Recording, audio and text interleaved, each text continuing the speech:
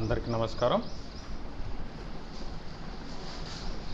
My name is doctor Salla Ramesh బాబు,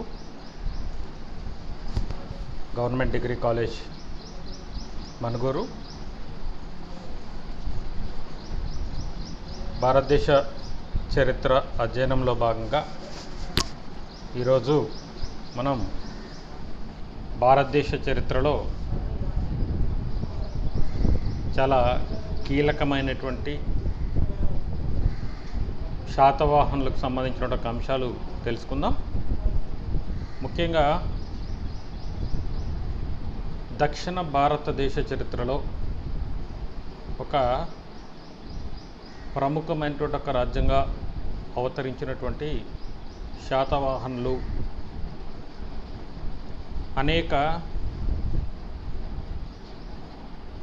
ప్రాథమిక ఒడిదొడుకులు అనేటువంటి వాటిని ఎదుర్కొన్నప్పటికీ కూడా ఒక బలమైనటువంటి ఒక సామ్రాజ్యాన్ని దక్షిణ భారతదేశంలో ప్రారంభించి ఉత్తర భారతదేశానికి విస్తరించినటువంటి ఒక వ్యక్తులుగా మనం చెప్పవచ్చు.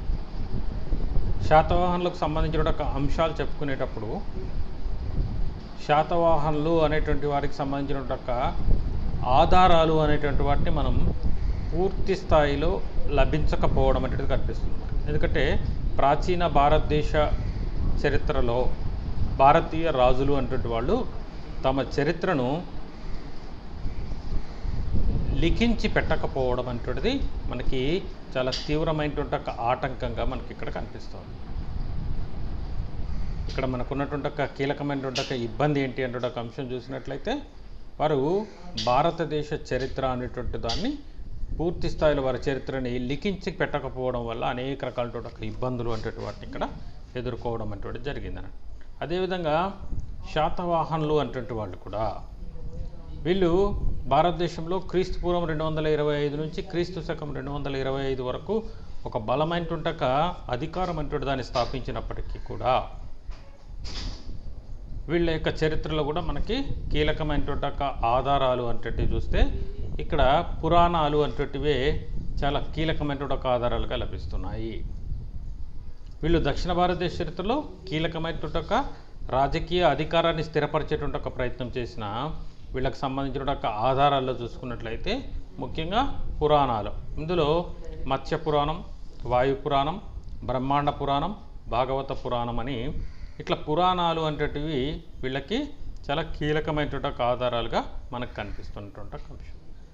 ఇంతేకాకుండా సంస్కృత భాషలో రచించినటువంటి ఒక గ్రంథం శర్వవర్మన్ రచించినటువంటి ఒక గ్రంథం కానీ, గుణార్జుని యొక్క బృహత్ కథ అనేటువంటి ఒక గ్రంథం కానీ, తర్వాత శాతవాహన 17వ రాజు అయినటువంటి ఒక హాలుడు అనేటువంటి ఒక వ్యక్తి రచించినటువంటి ఒక గాథా సప్తసతి అనేటువంటి ఒక గ్రంథం కానీ, తర్వాత పెరిప్లస్ ఆఫ్ ఎరిత్రియన్ శ్రీ అనేటువంటి ఒక అజ్ఞాత నావికుడు రచించినటువంటి ఒక గ్రంథం కానీ, ఇవి మనకు వాజ్మయ ఆధారాల్లో చాలా కీలకమైనటువంటి ఒక ఆధారాలుగా ఇవన్నీ కూడా మనకు లభిస్తున్నాయి. వాజ్మయ ఆధారాల్లో కీలకమైనటువంటి ఒక ఆధారాలుగా ఈ ఆధారాలన్నీ కూడా మనకు లభిస్తున్నాయి. సంస్కృత భాషలో శర్వవర్మన్ రచించిన ఒక గ్రంథం కానీ, గుణాఢ్యుడు రచించిన ఒక బృహత్ కథ కానీ, తర్వాత హాలుడు రచించినటువంటి ఒక గాథా సప్తసతి అనేటువంటి ఒక గ్రంథం కానీ, తర్వాత పెరిప్లస్ ఆఫ్ ఎరిత్రియన్ శ్రీ అనేటువంటి ఒక గ్రంథాలు కానీ చాలా కీలకమైనటువంటి ఒక ఆధారాలుగా మనకి ఇక శాతవాహనుల కాలం నాటి పరిస్థితులు తెలుసుకోవడానికి ఉపయోగపడుతున్నాయి. వీటితో పాటు పురావస్తు ఆధారాల్లో కూడా చాలా కీలకమైనటువంటి ఒక ఆధారాలు లభిస్తున్నాయి. పురావస్తు త్రవ్వకాల్లో లభించినటువంటి ఒక నాణ్యాలు అంటేవి, తర్వాత ప్రతిమలు అంటేవి, శాసనాలు అంటేవి కూడా వీళ్ళ కాలానికి సంబంధించిన ఒక అనేక అంశాలు తెలియజేస్తున్నాయి. పురావస్తు త్రవ్వకాల్లో లభించిన ఒక నాణ్యాల ద్వారా వారి కాలం నాటి ఆర్థిక స్థితిగతుల్ని, తర్వాత వారి కాలం నాటి ఆచార సాంప్రదాయాల్ని, వారి కాలం నాటి భాషను, వారి కాలం నాటి అనేక రకాల యొక్క అలవాట్లను, తర్వాత వారి యొక్క ఆర్థిక స్థితిగతిని పూర్తి స్థాయిలో మనం అంచనా వేయడానికి నాణ్యాలు అంటే ప్రాథమికమైన ఒక ఆధారాలుగా లభిస్తున్నాయి. తర్వాత ప్రతిమలు అంటేటివి, విగ్రహాలు అంటేటివి కూడా ఏంటంటే వాళ్ళ కాలం నాటి సంస్కృతిని, వాళ్ళ ఆచార సాంప్రదాయాలు తెలుసుకోవడానికి మనకు కీలకమైనటువంటి ఒక ఉపయోగపడుతున్నాయి. తర్వాత శాసనాల ద్వారా వాళ్ళు చేసినటువంటి ఒక అనేక రకాల కార్యక్రమాల్ని మనం తెలుసుకోవడానికి ఇక్కడ అవకాశం లభిస్తుంది. వారు సాధించిన రాజకీయ విజయాలు కానీ తర్వాత అనేక రకాల అంశాలు కానీ మనకి ఇక్కడ కనిపిస్తాయి. ఉదాహరణకి ఆంధ్రప్రదేశ్లో లభించిన అశోకుడి శిలా శాసనాలు, మస్కీ రాజుల శాసనాలు, తర్వాత మందగిరి ఎర్రగుడి ప్రాంతాల్లో లభించిన శాసనాలు వీళ్ళ కాలం నాటి విశేషాలు తెలుసుకోవడానికి కీలకంగా ఉపయోగపడుతున్నాయి. వీళ్ళు ఎంతవరకు రాజ్యాన్ని విస్తరింపజేశారు, వీళ్ళ యొక్క పరిపాలన ఎంతవరకు విస్తరించి ఉంది అంటున్న అంశాలన్నీ కూడా మనకి ఇక్కడ కనిపిస్తున్నాయి.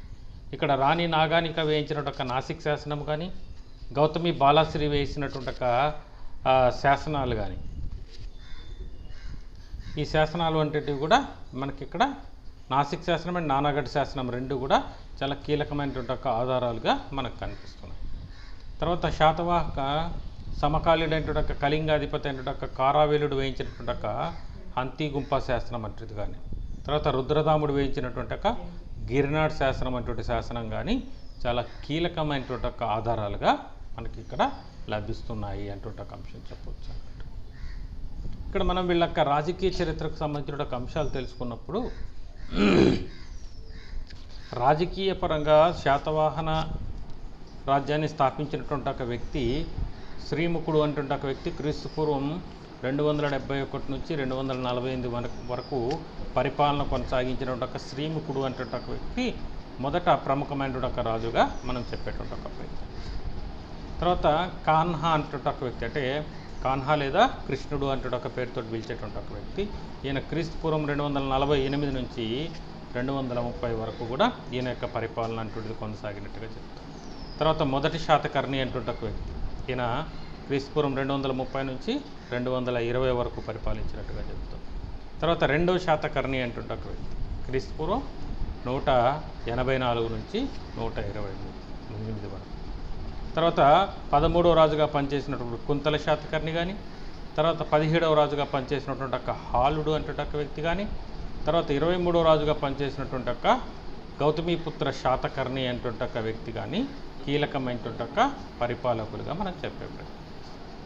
ఇక వశిష్ఠపుత్ర రెండవ పులమావి అంటుంటే ఒక వ్యక్తి క్రీస్తు శకం 86 నుంచి 114 వరకు పరిపాలన కొనసాగించడం. తర్వాత శివశ్రీ, శివస్కందుడు, తర్వాత చిట్ట చివరి పరిపాలకుల్లో గౌతమి పుత్ర యజ్ఞశ్రీ అనేటువంటి ఒక వ్యక్తి క్రీస్తు శకం 128 నుంచి 157 వరకు పరిపాలించినటువంటి ఒక వ్యక్తి. వీళ్ళ యొక్క పరిపాలన సంబంధించిన అంశాలు కూడా మనకి ఈ యొక్క శాతవాహన పరిపాలనా కాలంలో మనకు కనిపించేటువంటి ఒక కీలకమైనటువంటి ఒక అంశాలుగా చెప్పవచ్చు అన్నమాట. ఇక్కడ టిబెట్, చైనా గ్రంథాల ప్రకారం నాగార్జునుడు అనేటువంటి ఒక వ్యక్తి ధాన్య కటకము, మహాస్తూప, శిలా ప్రాకారాన్ని నిర్మించినట్టుగా కనిపిస్తుంది. టిబెట్, చైనా గ్రంథాల ప్రకారం నాగార్జునుడు ధాన్య కటకం, మహాస్తూప, శిలా ప్రాకారాన్ని నిర్మించినట్లుగా మనకు తెలుస్తుంది. చుట్టునాగులు, ఇక్ష్వాకులు, పల్లవులు తిరుగుబాటు చేసి దక్షిణాపథంలో స్వతంత్రమైన ఒక రాజ్యాలు అంటేది వీళ్ళ యొక్క పరిపాలనా కాలంలో ఏర్పాటు చేసుకున్నట్లుగా మనకు కనిపిస్తుంది. అయితే శాతవాహనులు అంటే వాళ్ళు భారతదేశంలోని కోటిలింగాల, ధరణికోట, జున్నార్ లాంటి ప్రాంతాలని పరిపాలన చేయడం అటువంటి జరిగింది. శాతవాహనులు దక్షిణ మధ్య భారతదేశంలో ఉన్నటువంటి ఒక కోటిలింగాల, ధరణికోట, జున్నార్ అంటే ఒక ప్రాంతాలని పరిపాలించడం అటువంటిది కనిపిస్తుంది.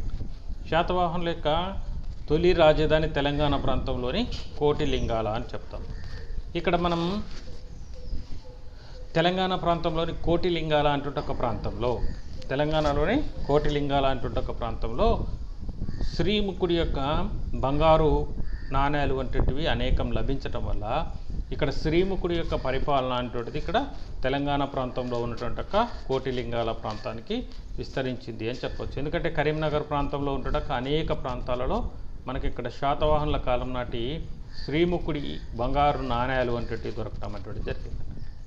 కాబట్టి ఇది చాలా కీలకంగా తెలంగాణ ప్రాంతంలో విస్తరించినటువంటి ఒక తొలి అద్భుతమైనటువంటి ఒక నాగరికతగా, మనం అద్భుతమైనటువంటి ఒక సామ్రాజ్యంగా మనం చెప్పవచ్చు.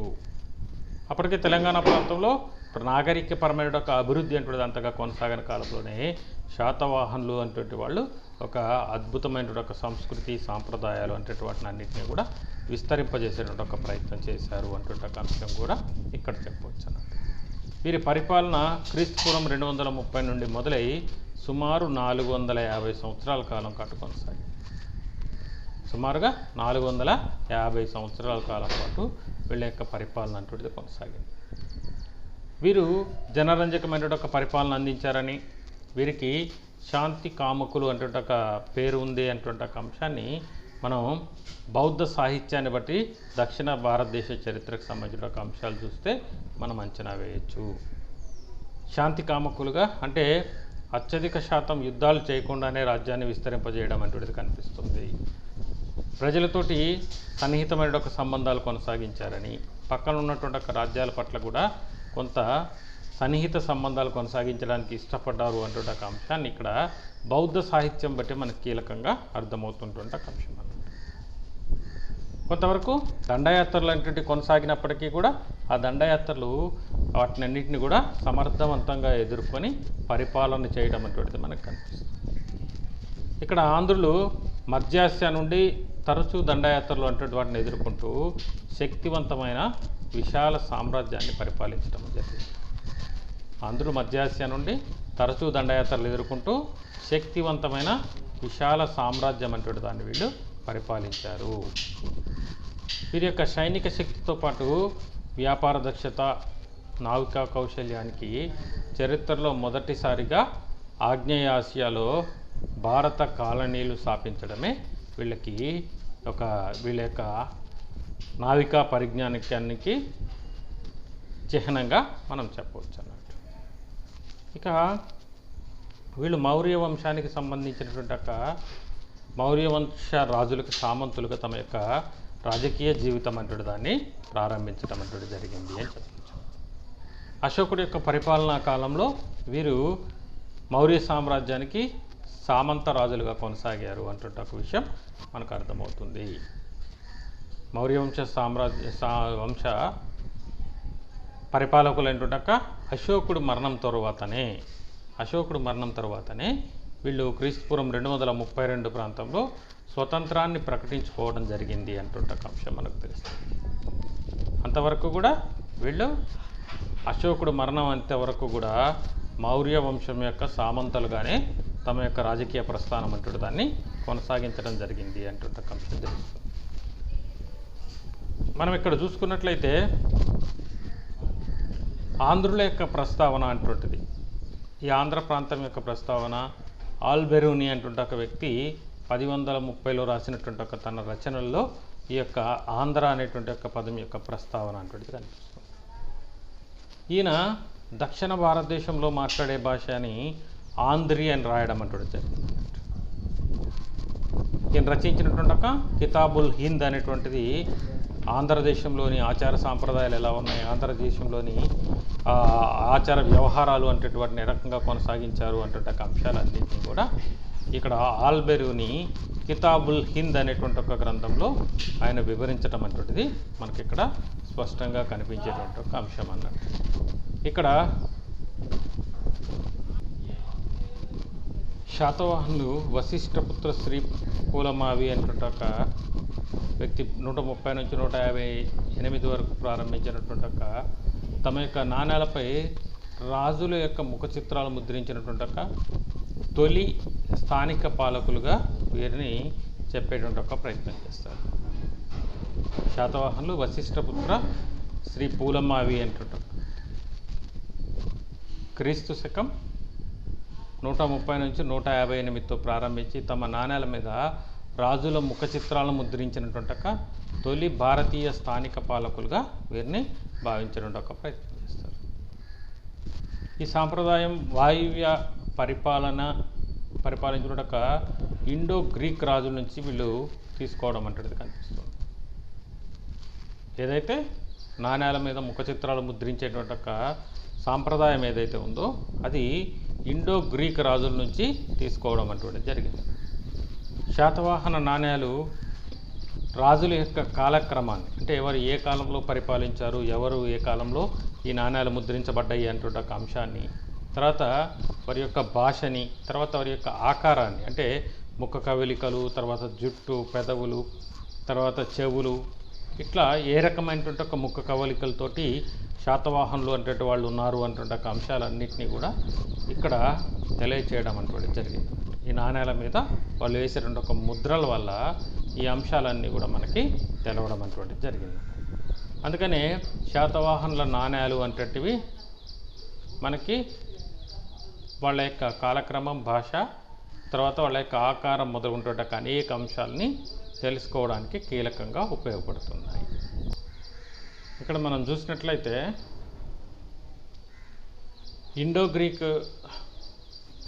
సాంప్రదాయం ఫలితంగానే మనకి వీరి యొక్క ఆకారం, అంటే గ్రీకులకు ఉన్నటువంటి ఒక అలవాటు అన్నట్టు ఇది. గ్రీకులు అంటే వాళ్ళు తమ చరిత్రని భవిష్యత్ తరాలకు అందించాలి అంటే ఒక ఎక్కువ ప్రయత్నం చేసినటువంటి ఒక వ్యక్తులు గ్రీకులు చాలా కీలకమైనటువంటి ఒక వ్యక్తులు. ముఖ్యంగా గ్రీకులు అంటే వాళ్ళు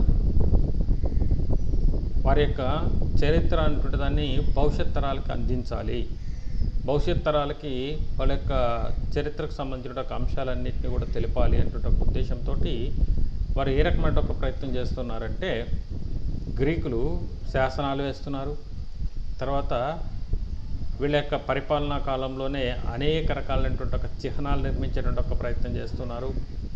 తర్వాత ఈ వీళ్ళ యొక్క పరిపాలనా కాలాన్ని భవిష్యత్తులో గుర్తుంచుకునే విధంగా నాణ్యాల మీద కూడా తమ యొక్క ముద్రను వేసేటువంటి ఒక ప్రయత్నాన్ని కూడా ఇక్కడ మనకి శాతవాహన రాజులు అంటే వాళ్ళు కొనసాగించడానికి గల కీలకమైన కారణం గ్రీకులే.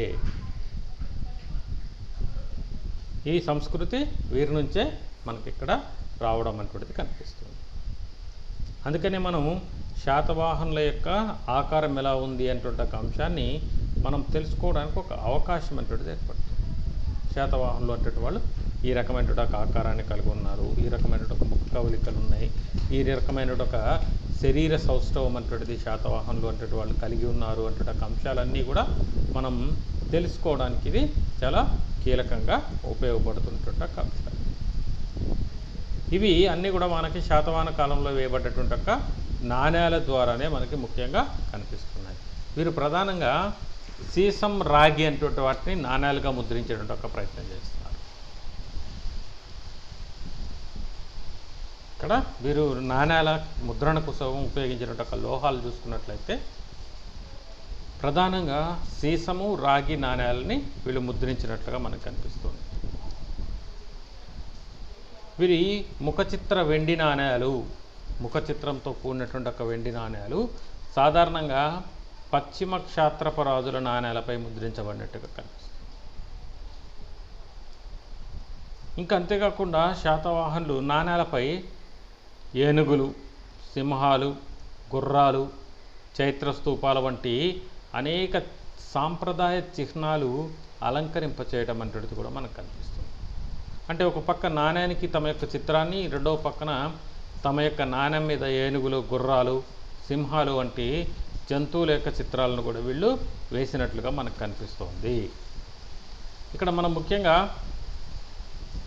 నాణ్యాల ద్వారానే ఇక్కడ అనేక రకాలుగా శాతవాహనులకు సంబంధించిన అంశాలు మనకి ఇక్కడ అవకాశం రావడం అంటే తెలుసుకోవడానికి అవకాశం అంటే రావడం.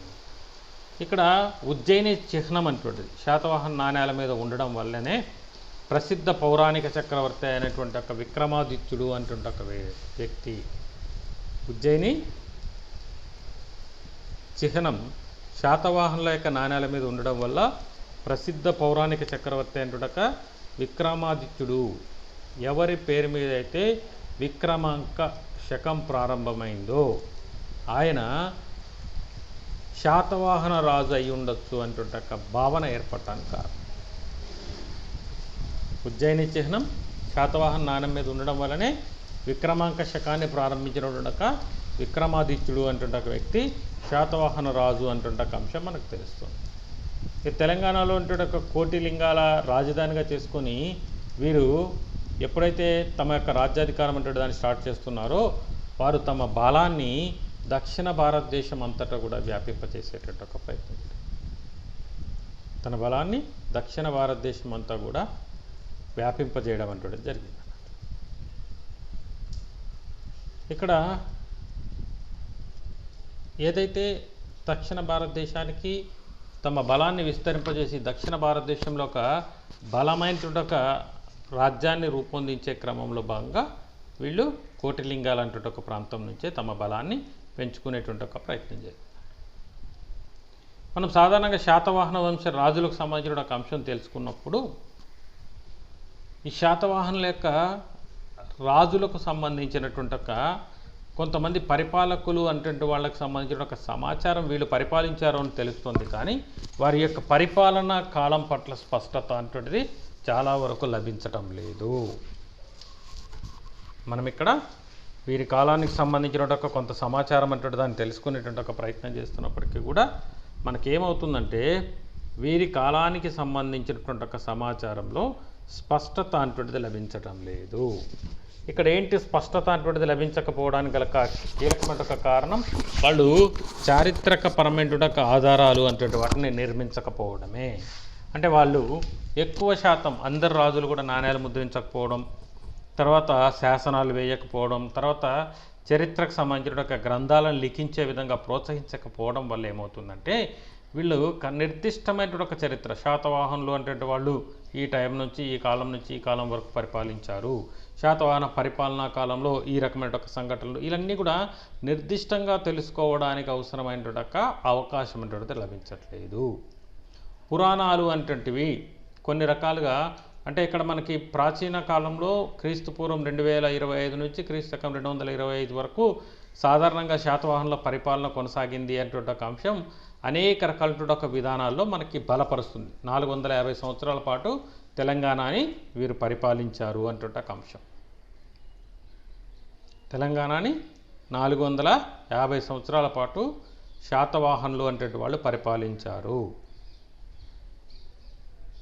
ఇక్కడ పరిపాలించినటువంటి ఒక 450 సంవత్సరాలలో మనకు అన్ని రకాలైనటువంటి ఒక ఆధారాలు ఏం చెప్తున్నాయంటే 30 మంది పరిపాలకుల యొక్క జాబితాని తెలియజేస్తూ ఉంది. ఇక్కడ 30 మంది పరిపాలకుల యొక్క జాబితాని తెలియజేస్తూ ఉంది. ఇందులో చాలామంది వాళ్ళు ముద్రించినటువంటి నాణ్యాలు శాసనాల వల్ల మాత్రమే మనకు పరిచయం అవుతున్నారు. ఇక ఇతరత్ర వాళ్ళ యొక్క ఆధారాలు అంటేటివి ఎక్కడ కూడా లభించట్లేదు. మనకి ముఖ్యంగా నాణ్యాల మీద ఉన్నటువంటి ఒక ముద్రలు, ఆ పేర్లు, తర్వాత శాసనాలు వాళ్ళు వేసినటువంటి ఒక శాసనాలలో కొన్ని సందర్భాల్లో మాత్రమే వారి పేరు చారిత్రకంగా వినిపిస్తుంది తప్ప మిగిలినటువంటి ఒక ఏ సందర్భంలో కూడా వీళ్ళ యొక్క చారిత్రకపరమైనటువంటి ఒక ముద్ర అంటుంటిది ఇక్కడ మనకి లభించడం లేదు అంటుంటే ఒక అంశం మనం ఇక్కడ చెప్పవచ్చు అన్నట్టు. ఇక్కడ వాళ్ళకి సంబంధించిన ఒక చారిత్రకపరమైన ఒక ముద్ర అంటుంటిది మనకి ఇక్కడ ఏ రకమైనటువంటి ఒక అంశాల్లో కూడా లభించట్లేదు అంటుంటే ఒక అంశం మనం ఇక్కడ చెప్పవచ్చు అన్నట్టు. ఇది చాలా కీలకమైనటువంటి ఒక అంశాలలో ఒక అంశం అన్నట్టు. అయితే ఇక్కడ పురాణాలు అంటుంటివి ఏం చెప్తున్నాయంటే 30 మంది పరిపాలకులు శాతవాహన రాజ్యంలో 450 సంవత్సరాలు పరిపాలించారు అని చెప్తున్నారు. 30 మంది పరిపాలకులు 450 సంవత్సరాల కాలం పాటు పరిపాలించారు అంటూ ఒక అంశం చెప్తుంది. ఇంకా ఇతర ఆధారాలు కూడా మనకి వీళ్ళ యొక్క పరిపాలకుల్లో 30 మంది పరిపాలకులలో అందరి పేర్లు కనపడకపోయినా కొద్దిమంది పేర్లు మాత్రమే మనకి శాతవాహన వంశానికి సంబంధించిన ఒక పరిపాలనలో మనకు కనిపిస్తుంది. వాళ్ళలో శ్రీముఖుడు కానీ, కాన్హా లేదా కృష్ణుడు కానీ, మొదటి శాతకర్ణి అంటుంటే ఒక వ్యక్తి కానీ, రెండవ శాతకర్ణి అంటుంటే ఒక వ్యక్తి కానీ, కుంతల శాతకర్ణి అంటే, తర్వాత ప్రముఖుడు అంటుంటే ఒక హాలుడు అంటుంటే ఒక వ్యక్తి, తర్వాత గౌతమిపుత్ర శాతకర్ణి, తర్వాత వశిష్ఠపుత్ర రెండవ పూలమావి అంటుంటే ఒక వ్యక్తి, తర్వాత శివశ్రీ అంటుంటే ఒక వ్యక్తి కానీ, శివస్కందుడు కానీ, చిట్ట చివరి పరిపాలకులు సుప్రసిద్ధుడు అంటుంటక గౌతమిపుత్ర యజ్ఞశ్రీ అంటే ఇట్లా కొద్దిమంది రాజుల యొక్క పరిపాలన అంటుంటిది భారతదేశంలో శాతవాహన కాలంలో కొనసాగింది అంటుంటే ఒక అంశం మనకు తెలుస్తోంది. ఇక్కడ మనం చూసినట్లయితే కొన్ని రకాల ఆధారాల ప్రకారం హాలుడు అంటుంటే ఒక వ్యక్తి 17వ రాజుగా పరిపాలిస్తే గౌతమిపుత్ర శాతకర్ణి 23వ రాజుగా పరిపాలించడం జరిగింది. అంటే ఈ మధ్యలో 17వ రాజు నుంచి 23వ రాజు వరకు ఉన్నటువంటి ఆధారాల్లో చారిత్రకపరమైన ఆధారాలు, నిర్దిష్టమైన ఆధారాలు అంటే ఇక్కడ లభించకపోవడం అనేది కనిపిస్తుంది. అందరూ ఏం చెప్తున్నటువంటి ఆధారం ఏంటంటే 30 మంది రాజులు 450 సంవత్సరాలు పరిపాలించారు అంటే మాత్రం ఖచ్చితంగా అర్థమవుతుంది ఇక్కడ. కానీ పురాణాలు అంటే ఏం చెప్తున్నాయంటే ఒక రకమైన లిస్ట్ 30 మంది రాజులు వాళ్ళు పరిపాలించినటువంటి కాలాన్ని ఇక్కడ మనకు వివరించడం అటువంటిది జరిగిందని. పురాణాల ప్రకారం శాతవాహన రాజులు 30 మంది వాళ్ళ యొక్క పరిపాలనా కాలం ఏంటి అటువంటి అంశాన్ని ఒకసారి పరిశీలించేటువంటి ప్రయత్నం అటువంటి దాన్ని చేద్దాం. మనం ఇక్కడ పురాణాల ప్రకారం చూసుకున్నట్లయితే మనం శ్రీముఖుడు అంటే ఒక వ్యక్తి శాతవాహన రాజ్యాన్ని స్థాపించాడు అంటే ఒక అంశం ఏ రకమైన ఆధారాలైనా మనకి దీన్ని బలపరుస్తున్నాయి. దీనికి ఎందుకనంటే బలమైనటువంటి పురావస్తు ఆధారాలు అంటే కూడా మనకు లభించాయి కాబట్టి. ఇక్కడ శ్రీముఖుడు అంటే ఒక వ్యక్తి క్రీస్తుపూర్వం 228 నుంచి క్రీస్తుపూర్వం 205 వరకు ఈయన కోటిలింగాల ప్రాంతాన్ని కేంద్రంగా చేసుకొని శాతవాహన వంశం యొక్క పరిపాలన అంటే దాన్ని కొనసాగించాడు అంటే ఒక అంశం తెలుస్తుంది. శ్రీముఖుడు అంటే ఒక వ్యక్తి, ఈయననే శ్రీముఖ అంటే ఒక పేరుతో పిలిచినటువంటి ఒక వ్యక్తి క్రీస్తుపూర్వం 228 నుంచి 205 వరకు ఈయన యొక్క పరిపాలనా కాలం కొనసాగింది అని చెప్తారు. ఈయన తర్వాత కృష్ణుడు 205 నుంచి క్రీస్తుపూర్వం 205 నుంచి క్రీస్తుపూర్వం 187 వరకు ఈయన యొక్క పరిపాలన కొనసాగింది అని చెప్తారు. తర్వాత మూడవ వ్యక్తి 1వ శాతకర్ణి అంటారు. ఈయన క్రీస్తుపూర్వం 187 నుంచి క్రీస్తుపూర్వం 177 వరకు కూడా ఈయన పరిపాలన ప్రారంభించడం కొనసాగించడం జరిగింది. తర్వాత 4వ రాజు ఏంటంటే ఒక పూర్ణోత్సంగ అంటే ఒక వ్యక్తి, ఈయన క్రీస్తుపూర్వం 177 నుంచి క్రీస్తుపూర్వం 159 వరకు ఈయన పరిపాలించడం జరిగింది. ఇక 5వ రాజు స్కందస్తంభి అంటుంటుంది.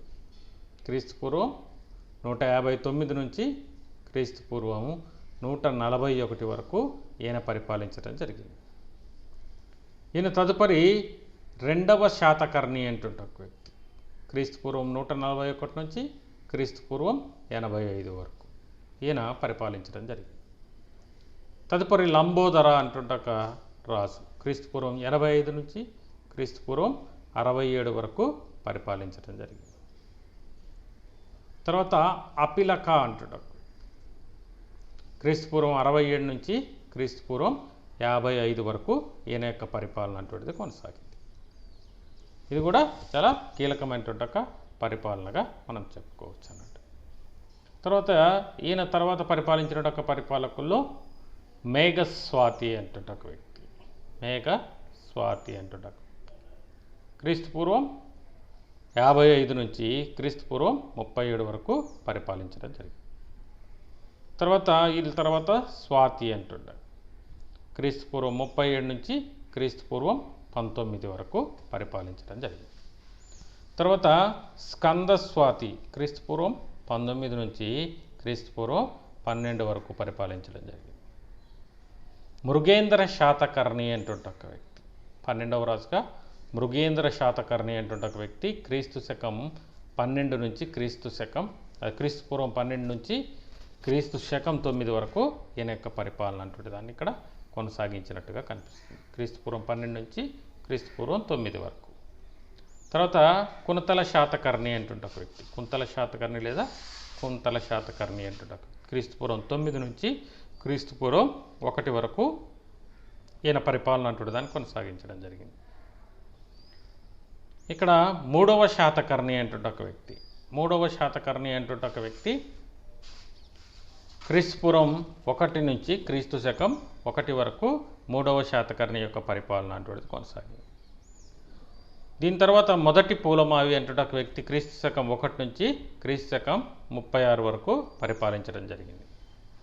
తర్వాత గౌరకృష్ణ అంటుంటే ఒక వ్యక్తి క్రీస్తు శకం 36 నుంచి క్రీస్తు శకం 61 వరకు పరిపాలించడం జరిగింది.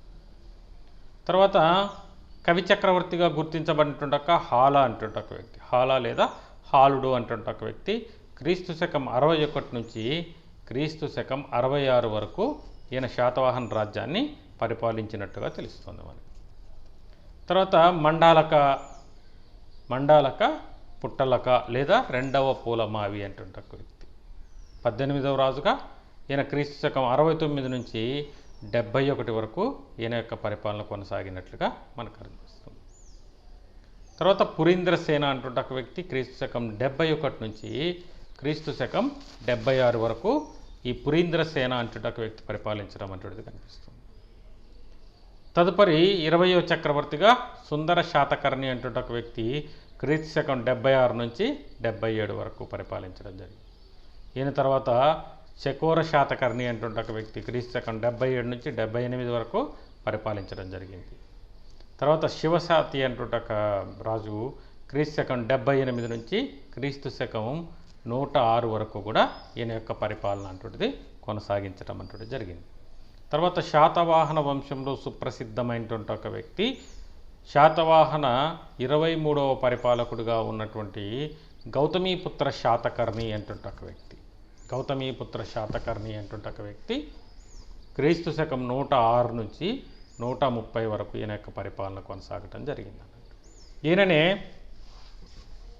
శాతవాహన పరిపాలకులందరిలో కూడా సుప్రసిద్ధమైనటువంటి ఒక రాజుగా చెప్పేటువంటి ఒక ప్రయత్నం చేస్తాం. ఈయన యొక్క పరిపాలనా కాలంలోనే దక్షిణ భారతదేశం అంతటికీ కూడా శాతవాహన రాజ్యం విస్తరించింది అంటుంట ఒక అంశం కనిపిస్తుంది.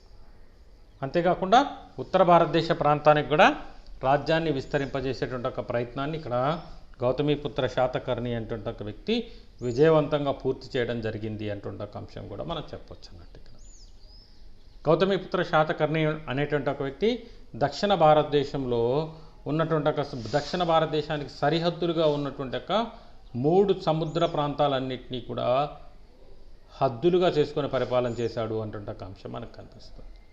ఈయన ధరించినటువంటి ఒక త్రిసముద్ర లోయ పీతవాహన అంటుంట ఒక బిరుదు. ఈయన ధరించినటువంటి ఒక త్రిసముద్ర లోయ పీతవాహన అంటుంట ఒక బిరుదు గౌతమీపుత్ర శాతకర్ణి యొక్క రాజకీయ విజయాలకు చిహ్నంగా మనం చెప్పే ప్రయత్నం చేస్తాం. ఏంటంటే భారతదేశానికి దక్షిణ భారతదేశానికి 3 వైపులా ఉన్నటువంటి ఒక సముద్రాలు మహాసముద్రాలు ఏవైతే ఉన్నాయో బంగాళాఖాతం కానీ అరేబియా మహాసముద్రం కానీ హిందూ మహాసముద్రం కానీ ఇట్లా ఈ 3 మహాసముద్రాల యొక్క నీళ్ళని తన గుర్రాలకి తాగించాడు అంటుంట ఒక అంశం. అంటే ఈ 3 మహాసముద్రాలు ఏవైతే ఉన్నాయో దక్షిణ భారతదేశాన్ని అంతటినీ కూడా కవర్ చేసినటువంటి ఈ 3 మహాసముద్రాల యొక్క బార్డర్ ఏదైతే ఉందో అది కలిగినటువంటి ఒక వ్యక్తిగా ఈ రాజ్యాన్ని ఈయన స్థాపించాడు అంటుంట ఒక వ్యక్తిని చెప్తారు. అందుకని గౌతమీపుత్ర శాతకర్ణి అంటుంట ఒక వ్యక్తి దక్షిణ భారతదేశ చరిత్రలోనే కాకుండా భారతదేశ చరిత్ర మొత్తంలో కూడా సుప్రసిద్ధమైనటువంటి ఒక రాజుల్లో ఒక రాజుగా గుర్తించబట్టమంటే జరిగింది. ఈయన పరిపాలనా కాలంలోనే శాతవాహన రాజ్యం అటువంటిది అన్ని రంగాల్లో కూడా అత్యున్నతమైనటువంటి ఒక అభివృద్ధి అటువంటి దాన్ని సాధించింది అటువంటి ఒక అంశాన్ని కూడా మనం ఇక్కడ చెప్పవచ్చు అన్నట్టు. అందుకనే ఈయన ఏమంటున్నామంటే శాతవాహన రాజుల్లో అందరిలో కూడా సుప్రసిద్ధమైనటువంటి ఒక రాజుగా మనం ఇక్కడ ఈయన గురించి గౌతమీపుత్ర శాతకర్ణి అటువంటి ఒక వ్యక్తి గురించి చెప్తున్నాం. తర్వాత ఈయన తర్వాత వశిష్ఠపుత్ర పూలమావి అంటుంట ఒక వ్యక్తి. వశిష్ఠపుత్ర పూలమావి 3 అంటుంట ఒక వ్యక్తి క్రీస్తు శకం 130 నుంచి 158 వరకు ఈయన యొక్క పరిపాలన అటువంటిది కొనసాగుతుంది. తర్వాత ఈయన తర్వాత శివశ్రీ శాతకర్ణి అంటుంటే ఒక వ్యక్తి యొక్క పరిపాలన క్రీస్తు శకం 158 నుంచి 165 వరకు కూడా కొనసాగటం జరిగింది. తర్వాత శివస్కంద శాతకర్ణి అంటుంటే ఒక వ్యక్తి యొక్క పరిపాలన క్రీస్తు శకం 165 నుంచి 172 వరకు కూడా కొనసాగినట్లుగా తెలుస్తుంది. తర్వాత చిట్ట చివరి పరిపాలకులు సుప్రసిద్ధుడు 27వ పరిపాలకుడుగా ఉన్నటువంటి శ్రీ యజ్ఞశ్రీ శాతకర్ణి యొక్క పరిపాలన అటువంటిది క్రీస్తు శకం 172 నుంచి క్రీస్తు శకం 201 వరకు కొనసాగినట్టుగా తెలుస్తుంది. ఈయననే చిట్ట చివరి పరిపాలకుల్లో సుప్రసిద్ధుడిగా చెప్పేటువంటి ఒక ప్రయత్నం చేస్తాం. 3వ పాలుమావితోటి శాతవాహన వంశం పతనమైపోయింది అటువంటి ఒక అంశం చెప్పినప్పటికీ కూడా చిట్ట చివరి పరిపాలకులు సుప్రసిద్ధమైనటువంటి ఒక వ్యక్తిగా శ్రీ యజ్ఞశ్రీ శాతకర్ణి అటువంటి ఒక వ్యక్తి గురించి మనం ఇక్కడ చెప్తామన్నట్టు. ఈయన యొక్క పరిపాలనా కాలం క్రీస్తు శకం 172 నుంచి క్రీస్తు శకం 201 వరకు కొనసాగటం అంటుంటే జరిగింది. తర్వాత విజయ శాతకర్ణి అంటుంటే ఒక వ్యక్తి యొక్క పరిపాలన క్రీస్తు శకం 201 నుంచి 207 వరకు కొనసాగింది. తర్వాత చంద్రశీ శాతకర్ణి యొక్క పరిపాలన 207 నుంచి 214 వరకు కొనసాగటం జరిగింది.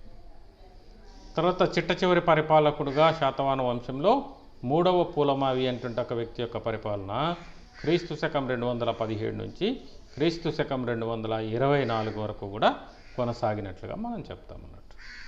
ఈ రకంగా పురాణాల ప్రకారం మనకి 30 మంది వారి యొక్క పరిపాలనా కాలాలన్నింటినీ కూడా వివరించటం అంటూ జరుగుతుంది. సాధారణమైన ఒక ఆధారాలుగా లభించిన ఒక ఆధారాలు కూడా వీటికి సరిపోలడంతో మనం వీళ్ళ యొక్క పరిపాలనా కాలం ఏదైతే ఉందో వాటిని కొంతవరకు నిర్దిష్టమైన ఒక కాలంతో చెప్పబడిన ఒక పురాణాలకు సంబంధించిన ఒక ఆధారాలని మనం సోర్స్గా తీసుకొని వీళ్ళ యొక్క పరిపాలనా కాలం అంటే దాన్ని ఇక్కడ నిర్మించేటువంటి ఒక ప్రయత్నం చేస్తాం. గతంలో కూడా ఇక్కడ వీళ్ళు ఏదైతే మనకు లభించిన ఒక ఆధారాల్లో మనకి లభించినటువంటి ఒక విధానం ప్రకారం ఏదైతే ఆధారాలు చెప్తున్నాయో పరిపాలకులుగా ఎవరెవరైతే ఎట్లా ఉన్నారు అంటే ఒక అంశం చెప్తున్నారో అదే రకమైన ఒక పరిపాలన అటువంటిది ఇక్కడ వీళ్ళు కూడా చెప్పే ప్రయత్నం చేస్తున్నారు. ఆ పరిపాలకుల విధానం అంటే ఇక్కడ వారసత్వ పరంగా ఎవరికి కుమారులా లేదంటే సోదరులా లేదంటే ఏదన్నా ఇంకా ఎవరైనా పక్కన ఉన్నటువంటి ఒక వ్యక్తులు దీన్ని ఆక్రమించుకున్నారా లేదంటే రాజ్యంలో ఉన్నటువంటి ఒక వ్యక్తి ఇటువంటి సమాచారం అంటుంటిది మనకు పూర్తి స్థాయిలో పురాణాల్లో చెప్పబట్టం లేదు. వాళ్ళు ఏ రకమైన ఒక సమాచారం చెప్తున్నారంటే పురాణాల్లో శాతవాహన రాజులు 30 మంది పరిపాలించారు. వాళ్ళ యొక్క పరిపాలనా కాలాలు మాత్రమే దీంట్లో వివరించడం వల్ల మనకి వీటికి సంబంధించిన ఒక సమాచారాన్ని మనము ఇంతవరకు మాత్రమే తెలుసుకోవడానికి అవకాశం అటువంటిది లభిస్తోంది. ఇది చాలా కీలకమైనటువంటి ఒక ఆధారంగా మనం పురాణాలను తీసుకొని వీళ్ళ చరిత్ర అటువంటి దాన్ని నిర్మించేటువంటి ఒక ప్రయత్నం చేస్తాం. ఇంకా శాతవాహనుల యొక్క విధానాన్ని చూసినట్లయితే తమ శత్రువుల్ని విజయవంతంగా అడ్డుకొని తరచూ అనేక రకాల యుద్ధాల్లో వీళ్ళు విజయం సాధించినప్పటికీ కూడా సామంత రాజులుగా ఉన్నటువంటి ఒక రాజులు రాజ్యం ఎప్పుడైతే బలహీనపడుతుందో సామంత రాజులు తిరుగుబాటు చేయడంతో కొంతవరకు రాజ్యం తమ ఆధీనాన్ని కోల్పోవడం అనేటువంటిది కూడా శాతవాహనుల యొక్క ఆధీనాన్ని కోల్పోవడం కూడా జరిగినట్టుగా చెప్పవచ్చు. శాతవాహనులు బలమైన ఒక రాజ్యాలుగా కొనసాగుతున్నప్పుడు ఉన్నటువంటి శాతవాహన రాజ్యానికి సామంతరాజులుగా ఉన్నటువంటి ఒక వ్యక్తులు తదుపరి ఏం చేస్తున్నారంటే తమ స్వతంత్రమైనటువంటి ఒక విధానం అంటే దాన్ని కొనసాగించడానికి ఎక్కువ ఇష్టపడుతున్నారు. అందుకని శాతవాహనులు విజయవంతమైన ఒక స్థితిలో ఉన్నంత వరకు సామంతరాజులుగా ఉన్నటువంటి ఒక వ్యక్తులు వారు రాజ్యం ఎప్పుడైతే బలహీనపడుతుందో ఆటోమేటిక్గా వాళ్ళు తిరుగుబాటు చేయడం అటువంటిది జరిగిందంట. ఆ తిరుగుబాటు ప్రకారం వీళ్ళు రాజ్యాధికారాన్ని కోల్పోవడంతో శాతవాహన వంశం యొక్క పతనానికి ఇక్కడ నాంది అనేటువంటిది ఇక్కడ మనకు కనపడుతోంది. శాతవాహన వంశం యొక్క పతనానికి ఇక్కడ నాంది పడినట్టుగా మనకు అర్థమవుతుంది అన్నట్టు. ఇక్కడ శాతవాహన వంశంలో భాగస్వాములు అయి ఉన్నటువంటి ఒక రాజవంశాలు తర్వాత కాలంలో ఆ ప్రాంతాల్లో తమ ఆధీనంలోకి తీసుకునేటువంటి ఒక ప్రయత్నం అటువంటి దాన్ని చేపట్టడం జరిగింది. దాంట్లో కొన్ని ప్రాంతాలు చూసుకున్నట్లయితే రాజ్యం యొక్క వాయువ్య భాగంలో ఉన్నటువంటి ఒక యాదవులు, రాజ్యానికి వాయువ్య భాగంలో ఉన్నటువంటి ఒక యాదవులు ఈ ప్రాంతాన్ని ఆక్రమించి ప్రతిష్టానపురం అనేటువంటి ఒక ప్రాంతాన్ని రాజధానిగా తీసుకొని శాతవాహనుల తర్వాత స్వతంత్రంగా పరిపాలన అటువంటి దాన్ని కొనసాగించడం జరిగింది. వాయువ్య భాగంలో ఉన్నటువంటి ఒక యాదవులు ఈ వాయువ్య భాగాన్ని ఆక్రమించి ప్రతిష్టానపురం అటువంటి ఒక ప్రాంతాన్ని రాజధానిగా చేసుకొని శాతవాహనుల తర్వాత పరిపాలన అటువంటి దాన్ని కొనసాగించడం జరిగింది. దక్షిణ మహారాష్ట్ర ప్రాంతాన్ని రాష్ట్రకూటులు అటువంటి వాళ్ళు ఆక్రమించుకోవడం అటువంటి జరిగింది. రాష్ట్రకూటులు ఆక్రమించుకోవడం అటువంటి జరిగింది. తర్వాత ఉత్తర కర్ణాటకలోని వనవాసికి చెందిన కాదంబరులు అటువంటి వాళ్ళు కర్ణాటక ప్రాంతాన్ని ఆక్రమించుకోవడం అటువంటి జరిగింది. ఉత్తర కర్ణాటకలోని వనవాసికి చెందినటువంటి కాదంబరులు అటువంటి వాళ్ళు ఆ ప్రాంతాన్ని ఆక్రమించుకోవడం అటువంటి జరిగింది. తర్వాత కృష్ణా గుంటూరు ప్రాంతాల్లో ఉన్నటువంటి ఇక్ష్వాకులు లేదా శ్రీపర్వతీయులు అటువంటి వాళ్ళు కృష్ణా గుంటూరు ప్రాంతంలో ఉన్నటువంటి ఇక్ష్వాకులు లేదా శ్రీపర్వతీయులు. ఇక్ష్వాకులు లేదా శ్రీపర్వతీయులు ఈ ప్రాంతాన్ని, కృష్ణా గుంటూరు ప్రాంతాన్ని తమ ఆధీనంలోకి తీసుకొని పరిపాలన అంటూ దాన్ని కొనసాగించడం జరిగింది. శాతవాహన అనంతర సమయంలో చిన్న చిన్న రాజ్యాలు అంటే వెలవడం, దీంట్లో పల్లవులు అంటే వాళ్ళు కాంచీపురం అంటే ఒక ప్రాంతాన్ని రాజధానిగా చేసుకొని వాళ్ళ యొక్క పరిపాలన అంటూ దాన్ని కొనసాగించడం అంటే జరిగింది అన్నట్టు. కాంచీపురాన్ని రాజధానిగా చేసుకొని పల్లవులు అంటే వాళ్ళు ఇక్కడ పరిపాలన అంటూ దాన్ని కొనసాగించడం అంటే జరిగింది అన్నట్టు. ఈ రకంగా దక్షిణ భారతదేశంలో ఒక బలమైనటువంటి రాజ్యంగా కొనసాగినటువంటి శాతవాహనులు అంటే వాళ్ళు తమ యొక్క ఉనికిని కోల్పోవడం అంటే జరిగిందండి. దక్షిణ భారతదేశంలో ఒక బలమైనటువంటి ఒక రాజ్యంగా, బలమైనటువంటి ఒక సామ్రాజ్యాన్ని పరిపాలించిన ఒక శాతవాహనులు అంటే వాళ్ళు ఏం చేస్తున్నారంటే తమ ఉనికిని కోల్పోవడం అటువంటిది ఇక్కడ. ఎందుకనంటే సామంతరాజులుగా పనిచేసినటువంటి ఒక యాదవులు కానీ, రాష్ట్రకూటులు కానీ, కాదంబరులు కానీ, తర్వాత ఇక్ష్వాకులు అంటే వాళ్ళు తర్వాత బలహీనమైనటువంటి ఒక రాజ్యాలుగా ఉన్నటువంటి ఒక సందర్భంలో విజృంభించినటువంటి ఒక పల్లవులు అలాంటి వ్యక్తులు కానీ ఇక్కడ వీళ్ళ యొక్క అధికారం అంటే దాన్ని అంతటినీ కూడా అంతం చేసి వీళ్ళ యొక్క రాజకీయ బలహీనతలు అంటే వాటన్నిటిని కూడా ఆసరాగా చేసుకొని వీళ్ళు ఈ రాజ్యాల్ని ఆక్రమించుకోవడం అంటే జరిగింది. దీంతో మనకి క్రీస్తు పూర్వం 225లో భారతదేశ చరిత్రలో ఒక బలమైనటువంటి ఒక దక్షిణ భారతదేశ రాజ్యంగా ఏర్పడినటువంటి ఒక శాతవాహన రాజ్యం క్రీస్తు శకం 225 ప్రాంతానికి వచ్చేసరికి ఇది అంతమైపోవడం అటువంటి జరిగింది. ఏది ఏమైనప్పటికీ కూడా, ఏది ఏ రకంగా ఉన్నప్పటికీ కూడా దక్షిణ భారతదేశ చరిత్రలోనే కాకుండా దక్షిణ భారతదేశంలో ఏర్పడి ఉత్తర భారతదేశానికి విస్తరించినటువంటి ఏకైక సామ్రాజ్యంగా భారతదేశ చరిత్రలో ఈ యొక్క శాతవాహనులు అంటే వాళ్ళు చిరస్థాయిలో నిలిచిపోవడం అంటే జరిగింది.